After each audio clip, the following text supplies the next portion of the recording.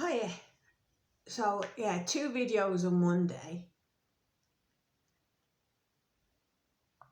I thought where I had on me Jeffrey, new Jeffree Star palette on me. I don't know, you can kind of tell that I do like the pink, don't you? But anyway, what I'm doing here is a little cappuccino and a chat. And now we have a latte, but unfortunately there's no lattes left. So anyway, what I'm going to do here is just a little chat about some stuff I was thinking about and wanting to do on my channel.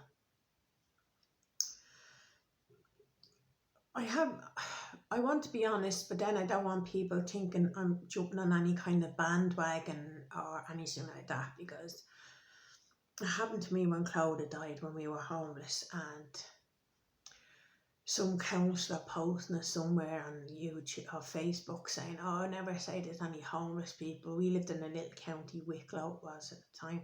There's no homeless people. Look at this girl who died in the hostel. There was no need for that. I remember finding a number, ringing her up and telling her to take that down off Facebook because I go to his solicitor, that she wasn't using my daughter as a bandwagon. And, because I said to him, she deserves some dignity, you know what I mean? It does say she died suddenly, it didn't say where. It was common knowledge, obviously, but what I'm saying is I don't want to be doing this and jumping on bandwagons, but I was chatting to my friend Lynn All Things Beauty, and I was talking to her and telling her a few bits and pieces, and she said something very valid, and it made me think, and I'm shameful I didn't think of this myself at the start, but when I researched into it now, in my 20s, I was a victim of domestic violence. No, I'm not going to say, well, I would say victim because it happened to me, and then I'll say I'm a survivor, because I was glad when Women's Aid saved my life. So I was glad when Women's Aid encouraged the use of the word survivor and never victim after that. So I'll say I was a survivor of domestic violence.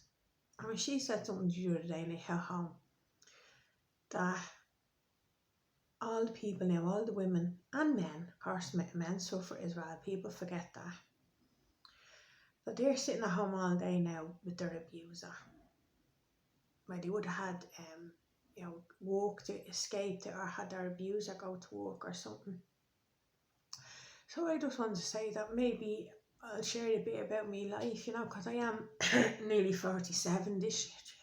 47, I never thought I'd get to this age, tell you the truth. But I don't feel 47, but anyway, I'm waffling as usual. So I just thought maybe I'll do a little video on it tomorrow about my experience, and maybe some, at the end of the day, it's innocuous enough to be looking at YouTube, right? But I know certain people, I was lucky, I suppose, and well, I don't know whether it was lucky or not, but in those days there was no mobile phones over 20 years ago, really. But I know a lot of women, they're abusers, and men, have their internet history watched and, searched. So I know Women's Aid have a safe way of doing it. I think there's a way you can go onto the website where it doesn't come up on your internet history. So I just thought maybe I'll do a little video. So I'll pop that up tomorrow and I'll give you some of my experiences. Now, 20 odd years down the road, yeah, it still affected me. It still affects me to this day, right? But certain stuff I can have a joke about now. Like I said to somebody on one of the many refuges I was in years ago, that I must have been wearing the perfume obsession. When I met him, or he was like a stray dog, I fed him and he never left me alone. I laugh about it now a little bit, but I just thought maybe I'll do a video tomorrow and my experiences and how to have, how to prepare to live, how to make yourself safe, stuff like that, and my experiences, and helpline numbers and stuff. And I promise you, I'm not jumping on the bandwagon. I just thought, in the time that it's in now, that people are having to stay home, And it's not only women and men, there's children as well, because I would say about 70% of abusers hit children as well. But these children would have been going to school, and unfortunately they're home now, and I don't think there's been enough done for it. Like in Ireland here, there's the rule that you can't travel any more than 2 kilometres, you know, to try and keep people home.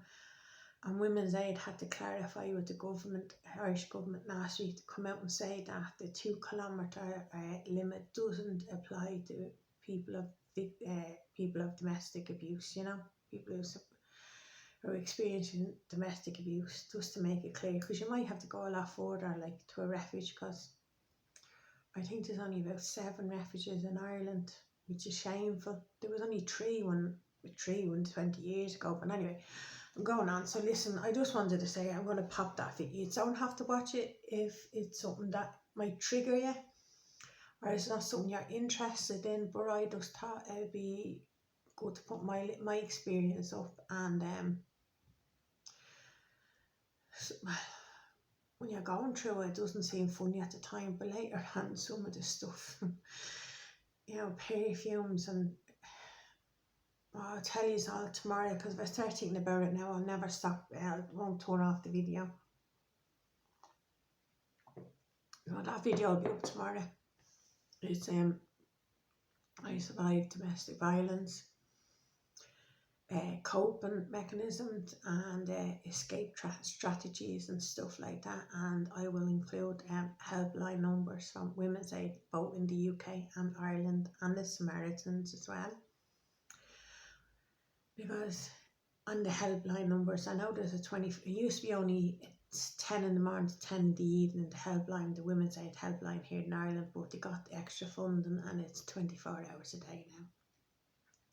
So there's a free phone number here, and I know there's a free phone number in the UK, so we'll put those up as well. So listen, thanks very much for watching, and over the next couple of weeks I'll just do a couple of videos on different experiences I've had, and if you're interested, please watch them. And if they're not something you watch, just don't watch them then, you know, that's fine. Like, I don't mind, like, I'm just doing it from my experience and trying to help people. So listen, thanks very much for watching, and take care.